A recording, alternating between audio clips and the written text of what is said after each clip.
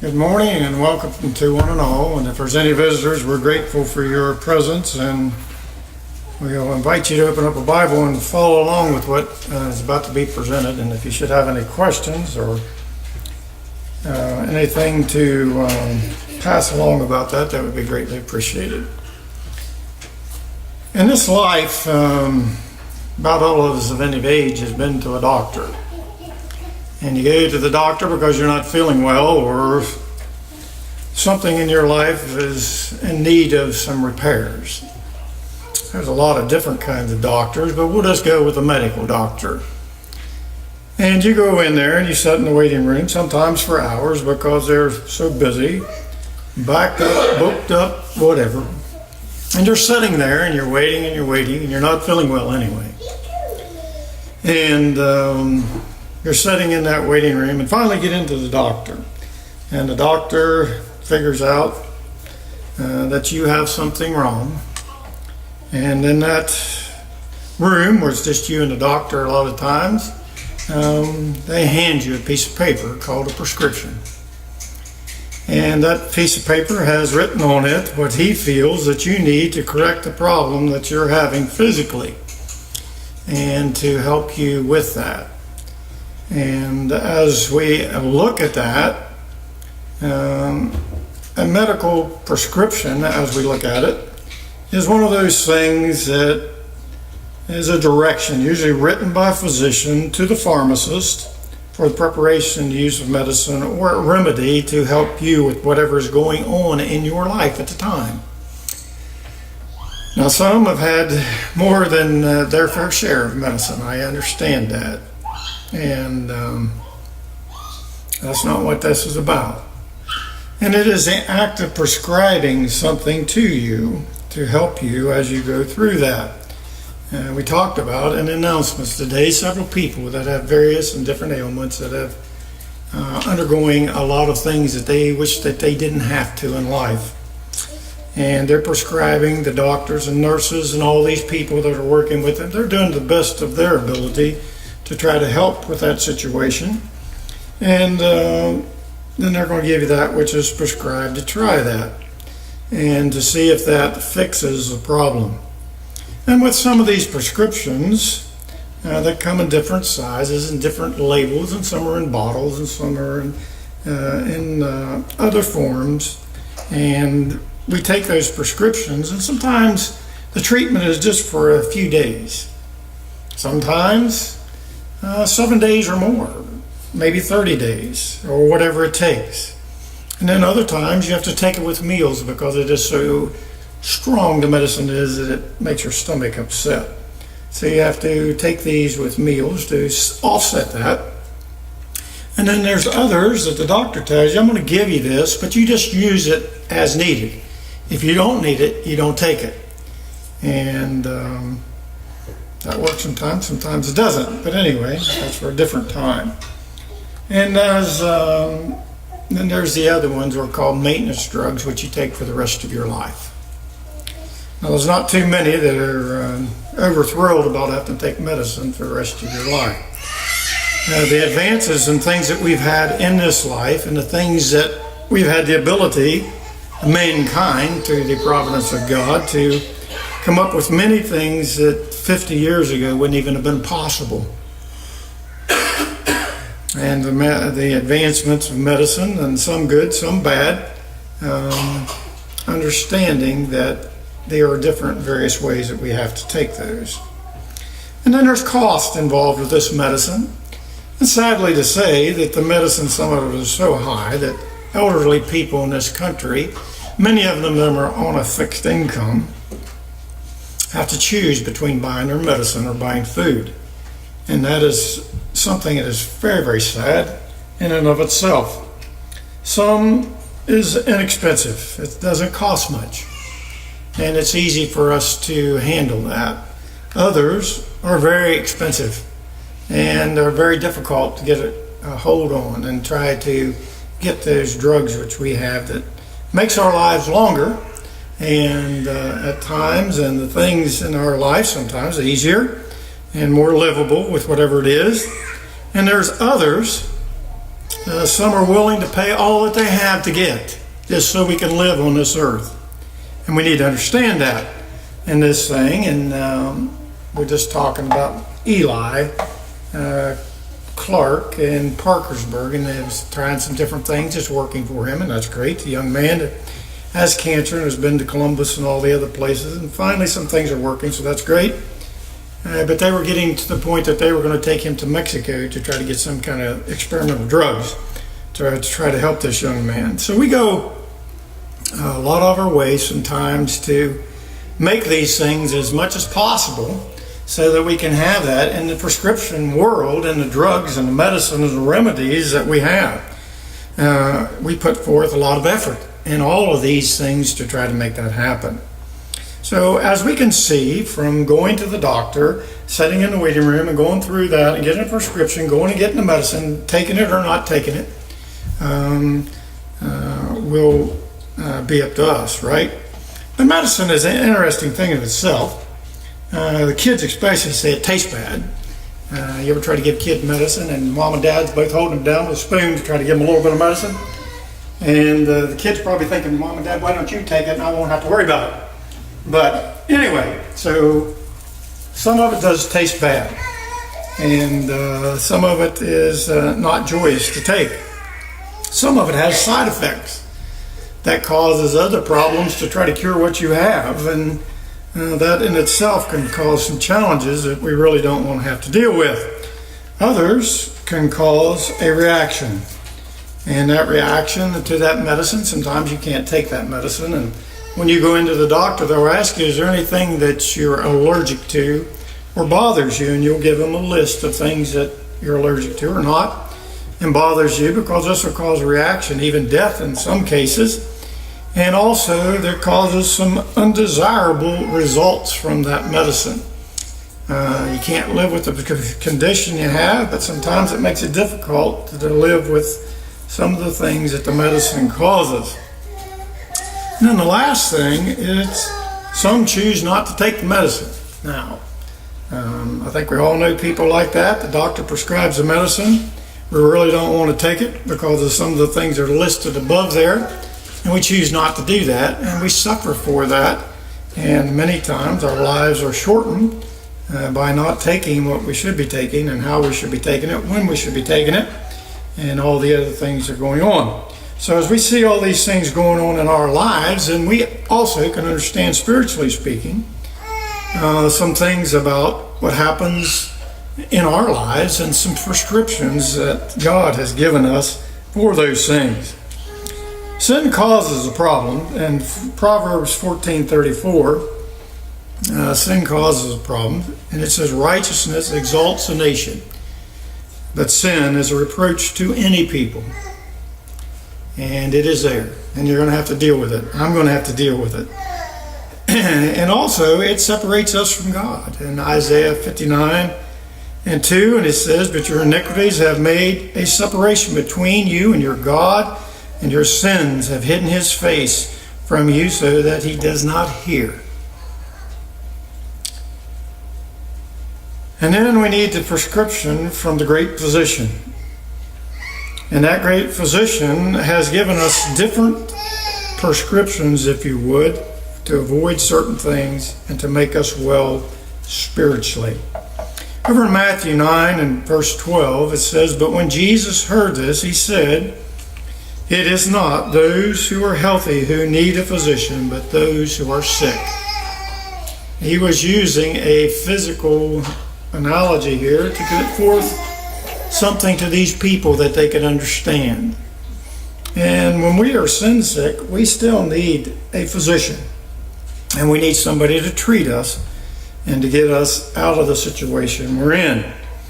And sometimes we don't want to hear it, just like we didn't want to hear it with the treatment for those other things where you have to take it once a day, 3 times a day, 7 days a week, 30 days, the rest of your life, and on it goes.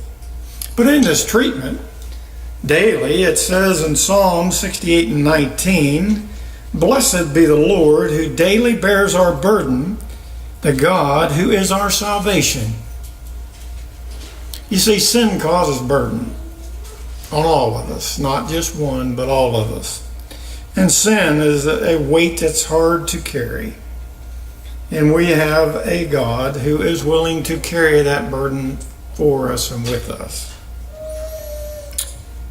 And also, there's defined periods of time when there's treatment. We come together for the Lord's Supper and giving and worship and etc. All the things that we do, we have set times to strengthen us and to make us better as brothers and sisters in Christ in the spiritually speaking world that we live in.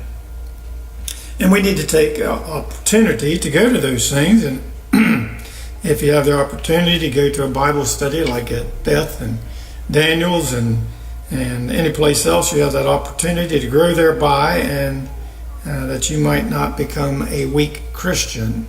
The problem with Christianity is that we as individuals are the one that become weak and fall away from God. God never falls away from us, and we need to understand that.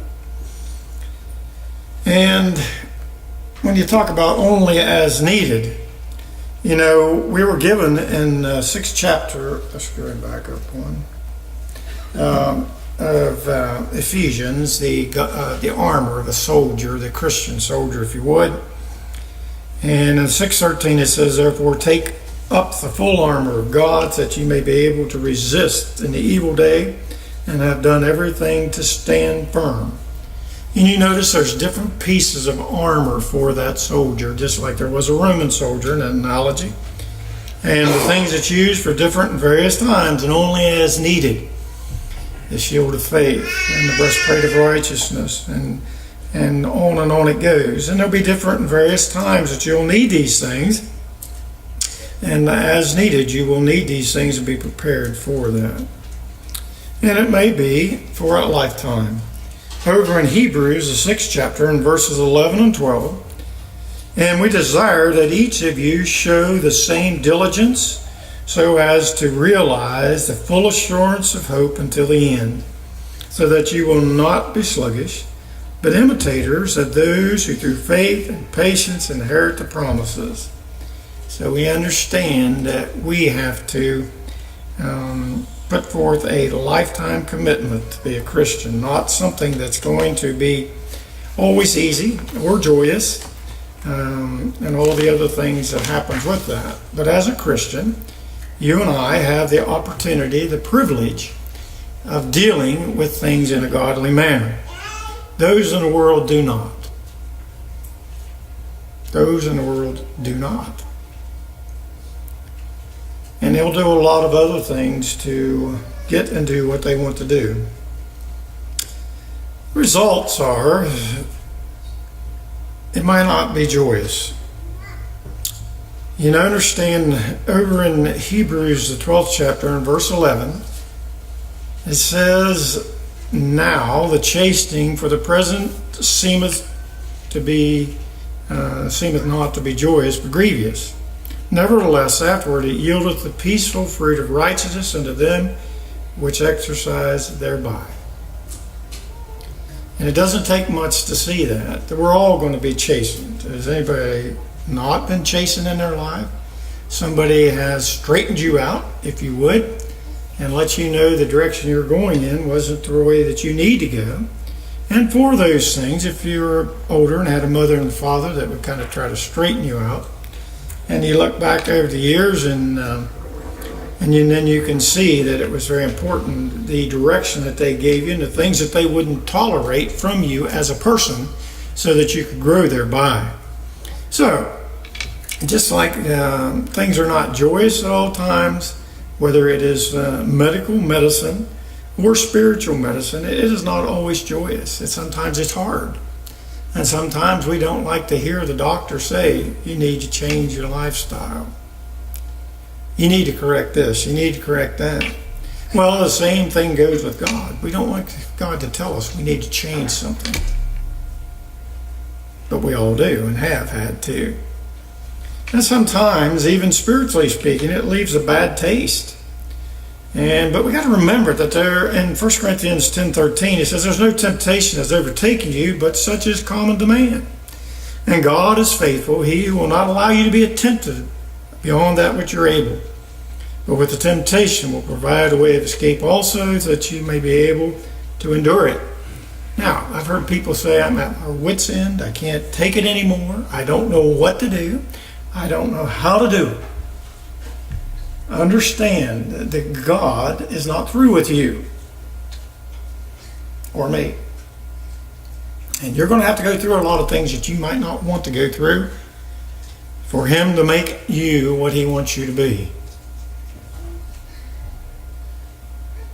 And even though you're a faithful Christian, you're going to have problems. And if you're not a faithful Christian and you're a member of this world, I'll guarantee you'll have problems. See it every day. And all the things they try to do and how they try to do it. And we need to understand that. Sometimes it leaves a bad taste. I don't want to hear it. I'm going through temptations that you've never had to. True. But there's somebody else that has had to. There's no temptation. There's no new ones. There's no new sin. There's no new temptation. And we need to understand that. And it is a cause, a reaction. You know, just like the medicine, there's certain things you can't take in your body and withstand the reaction from it. You break out in hives. You quit breathing. There can be things that can be lethal to you and to me. Over in Matthew 7:21, where Jesus said, "Not everyone who says to me, 'Lord, Lord,' will enter into the kingdom of heaven, but he who does the will of my Father who is in heaven will enter." And understanding that the great physician wants us all to go to heaven. He doesn't want anybody lost. He doesn't want your neighbor lost. He doesn't want you lost. He doesn't want your friends, your co-workers. He doesn't want anyone lost. And He gives us same medicine to everybody if we'll just use it. But different ones need different amounts of the different kinds of medicine. And when you have a reaction to that because you're not wanting to take the medicine the way that God has told you to do, and in the way that He has prescribed it for you, then you will hear those words at the end. Not everyone who says to me, "Lord, Lord," shall enter into the kingdom of heaven. And then there's also undesirable results. Over in Mark 4:19, it says, "And the cares of this world and the deceitfulness of riches and the lust of other things enter in, choke the word and become unfruitful." You see, we let Satan do what he does and separate us from God.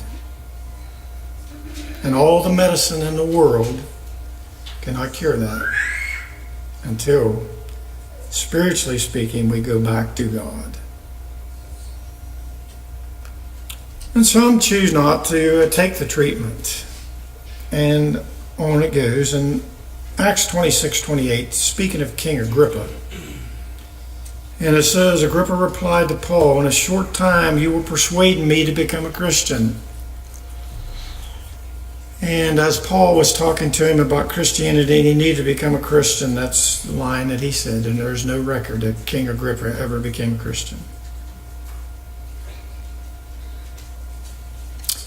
Over in Hebrews, the 11th chapter, verses 24 through 26, it says, "By faith Moses, when he had grown up, refused to be called the son of Pharaoh's daughter, choosing rather to endure the ill treatment with the people of God than to enjoy the passing pleasure of sin, considering the reproach of Christ greater riches than the treasure of Egypt, for he was looking to the reward." We get all messed up as human beings, and we look for things that we shouldn't look for, and where we shouldn't look for them. And so many people turn to other avenues, and they do not want to take the treatment. They don't want to give up certain things to be pleasing to God. You know anybody like that? I sure do. Sad, isn't it, to watch that happen? Sometimes they're very close to us, and that makes it even that much harder. So as a result of refusing the treatment, you will die spiritually. And over in the remedy portion of this, and understanding that there's a lot of different things that happens, right? I'll put all these up here and then I'll go over them. See if I got them all. All right. Understand that the remedy sometimes is hard. One is lying. Proverbs 12:22 says, lying lips are an abomination to the Lord, but those who deal faithfully are his delight. Have you ever been around somebody that always wants to exaggerate the truth, always wants to be the center of attention, so they'll tell a whopper, if you will, not from Burger King either, but just so they can get the attention and be the center of attention. So we need to understand that lying lips are an abomination to the Lord. Better off to tell the truth. Now, when we tell the truth, we need to understand that when we're telling the truth, that we need to be very careful how we handle that situation in different situations. And I'll give you one example that I've heard people say, well, I'm going to tell the truth, whether it hurts or not. Well, sometimes we probably could be the Christian that's seasoned with salt to words that we say, and probably handle that in a lot wiser way. The next one is cheating. And it's interesting in Amos, the 8th chapter, in verses 4 through 6, that the prophet Amos says, hear this, you who trample the needy, to go away with the humble of the land, saying, when will the new moon be over, so that we may sell grain, and a Sabbath that we may open the wheat market, to make the bushel smaller, and the shekel bigger, and to cheat with dishonest scales, so as to buy the helpless for money, and the needy for a pair of sandals, that we may sell the refuse of the wheat. See, sometimes we as human beings, we see that we can make dishonest gain from whatever we're doing and be better off for it, financially speaking, not spiritually speaking. So the cheating, and you go back into when the Mosaical law was set up, and they were talking about the just scales and the just balances, and how that they were to be fair and take no bribes and all the other things they were told to do. And time again, they fell short of that. So we need to understand that as we deal in this world, that we need to take the honest approach, that somebody that people will want to have around, rather than somebody that has those lying lips and are always trying to get the advantage on someone else. Over in it's talking about stealing, and in Ephesians 4:28, he says, he who steals must steal no longer, but rather he must labor, performing with his own hands what is good, so that he will have something to share with one who has need. You know, I thought about that as I was putting this together, and there used to be a show that was on TV. It was on one of the Discovery Channel or something, and this guy was, I don't remember, you guys remember this, was a thief, and he was showing how easy it was to break in your house and all the things. And it wasn't too long, that show went away. I don't know what happened to those guys. I don't know whether they went back to their previous lifestyle or what happened to them, but that show kind of went away. He would show you how poor your fortress, your house is, and how soon they could break into it and steal everything you had in just a few minutes. Well, understand that in the first century, some of the Christians were thieves, if you would, and they became Christians. And Paul's advice to them, steal no more. Work with your hands. Earn what you can. Sometimes people put more effort into stealing than they do into honest day's gain.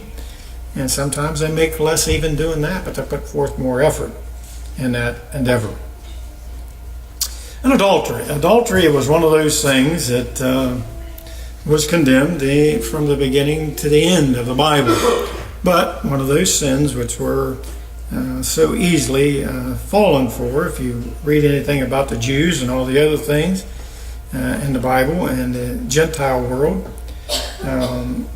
under the Roman Empire, a woman was known by the number of marriages she had rather than her age at times, and that is just frightful, isn't it? When we think about what we think about today, we think we have it bad.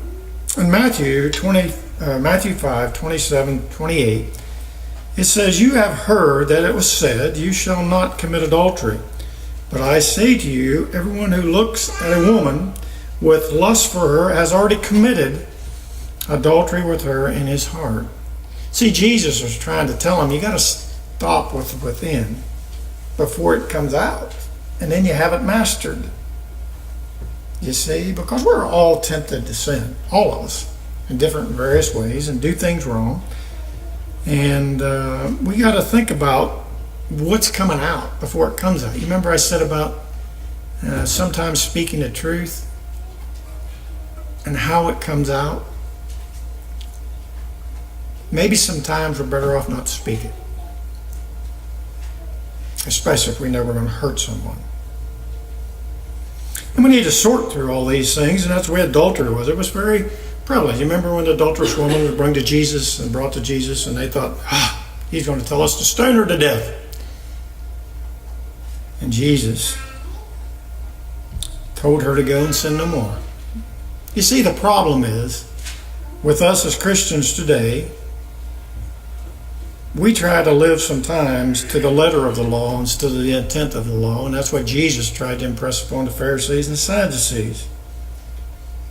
And we need to understand how we deal with other people and what we do and what mercy we show will have a lot to do with us as a person. Fornication in 1 Corinthians 6:18, it says, "Flee fornication. Every sin that a man doeth is without the body, but he that committeth fornication sinneth against his own body." And as you look at these next few, adultery, sorcery, drunkenness, some of these things down through here, fornication was just part of it. If you could look back through history and see one of the temples of old, they had male and female prostitutes that worked at those temples. Fornication, if you would, adultery, whatever situation you're in. And that's how they lured people into worshiping a lot of these idols, is through the lust of the eye, the lust of the flesh, and the pride of life. And it became known as that, and all the things that went on there. And idolatry in 1 Peter 4:3 says, "For the time already past is sufficient for you to have carried out the desires of the Gentiles, having pursued the course of sensuality, lust, drunkenness, carousing, drinking parties, and abominable idolatries." That's what I say. They all go together. They all fit together back then. They all fit together today with the drinking and the carousing and the parties and the lust and sensuality that's all across our society. And we think about sorcery was again part of the all this temple worship and all the other things that went on. Strong's calls it magical arts, often found in connection with idolatry and fostered by it. So when you go over to Galatians 5 and 20 and on down through there, it talks about the fruits of the Spirit, and right above that, the sins that we commit as human beings. And we've got to be very careful with that. And these magical arts, idolatry, fornication, and all these other things went together in temple worship. And that's the reason why it was so appealing to people, because of the things that went on. And again, drunkenness was another one. In Romans 13:13, he says, "Let us behave properly as in the day, not carousing and drunkenness, not in sexual promiscuity and sensuality, not in strife and jealousy." You see, it all fits like a glove. That's what causes the problem. And we need to understand that. It is no different today than it was then. And you look around, some of the things that happens, you'll understand what I'm talking about. So we need to be very careful with that. And also, we have hatred. Hatred is just one of those things that we develop within us. We learn that. It is a learned trait. All the experts will tell you that. You're not born with hatred. You don't hate anyone when you're born. You develop that. You develop the prejudice. You develop all the other things in your life that causes you to look at the viewpoints that you have by the things you've been around and the things that you've been raised up with. And Proverbs 10 and 12 says, hatred stirs up strife, but love covers all transgressions. Hatred is a terrible, terrible thing, and we need to understand that. We see it on the news all the time, and people trying to stir up other people. Instead of trying to sit down and work these things out, we try to develop hatred and all the other things that goes on with it to stir up, cause rioting, and all the other things that we do. Jealousy is probably one that's probably affected everyone, and just building at some time in your life, from a little child to adult. Somewhere along the line, you've probably been jealous over someone else. We all have, for whatever reason. And James 3:16 says, for where jealousy and selfish ambition exist, there is disorder in every evil thing. Where jealousy and self-ambition exist, there is disorder in every evil thing. We need to understand that jealousy is a terrible, terrible thing, and we need to try to, the best within us, to rise above that and make sure that we are not falling for that and understand that. And covetousness is in Hebrews 13:5. Hebrews 13 and verse 5, it says, let your conversation be without covetousness, and be content with such things as you have. For he has said, I will never leave thee, nor forsake thee. Covetousness. Our country is full of that. Look around. Covetousness.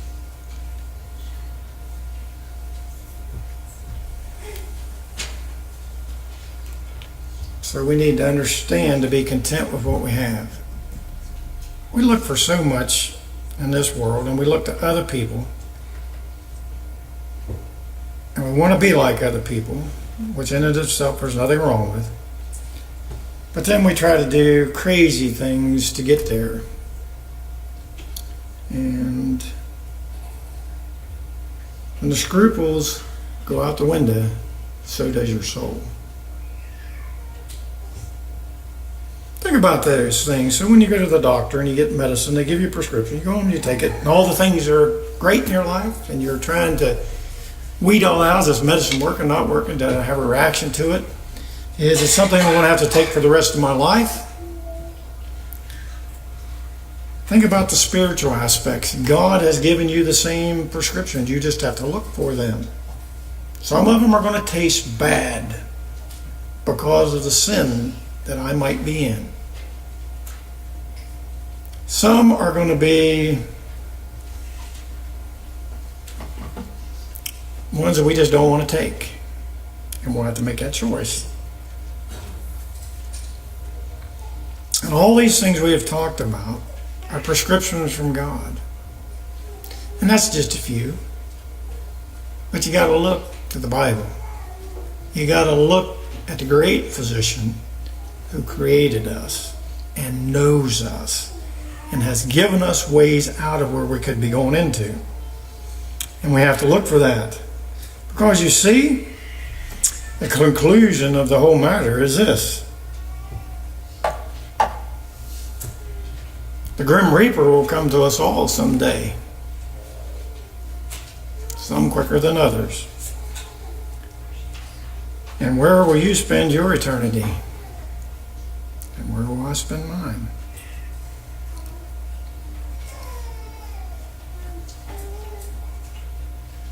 As we think of death, it is so fearful to us. When in reality, life is what should be fearful to us. And to making sure that we're following what God wants us to do and how He wants us to do it, that we might not fail at that endeavor. If you're with us this morning, you're not a New Testament Christian, you understand that this is coming. You're not going to get away from it. It's going to be there. maybe when you least expect it. So be preparing for that day. Take the medicine, even when it's bad. Take the medicine. Even when it's chastisement because of something that you've done wrong. If you're not a New Testament Christian, you need to hear, believe, repent, confess, and be baptized to wash away your sins and be faithful unto the end. That is the prescription God gave us to become a New Testament Christian.